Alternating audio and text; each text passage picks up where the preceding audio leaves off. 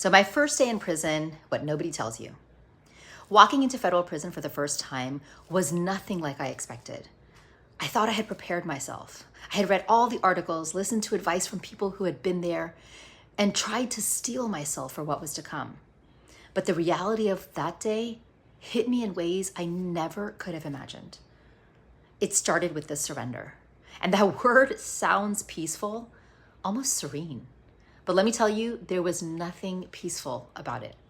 I stood at the entrance, clutching my paperwork, trying to breathe through the weight of this moment.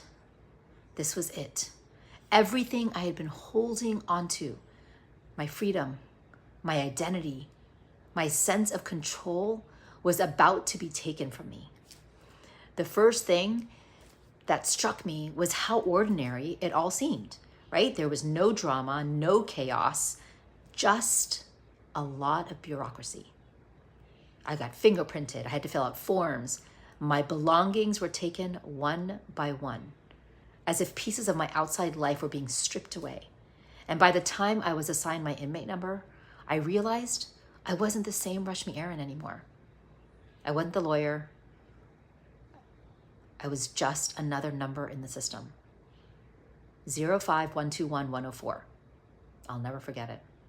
Then came the physical reality, the starkness of it. Beige walls, steel bunks, that institutional lighting that just seems to flatten everything, including your sense of hope. The air was heavy, filled with the tension of 100 different lives colliding in this one space.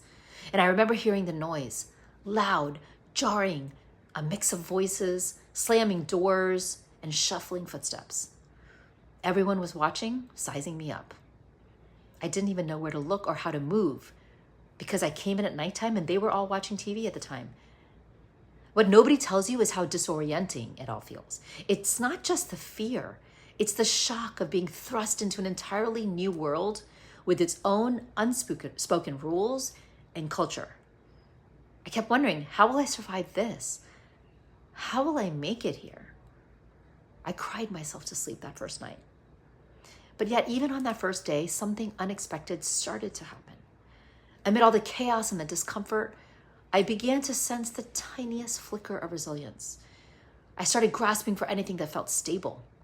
A kind word from a stranger, the structure of the schedule, the knowledge that I actually wasn't alone in all of this. And one by one, I realized that surrender didn't just mean giving up. It meant letting go of my expectations, letting go of the illusion of control because I had none now, letting go of the life I thought I was supposed to have. And that first day was humbling, it was raw and deeply uncomfortable. But looking back, it was also the beginning of something I never saw coming. Prison wasn't just a place I had to endure. It became the place where I began to redefine myself. It was where I learned to release judgment, ego, which I was stuck in, and fear.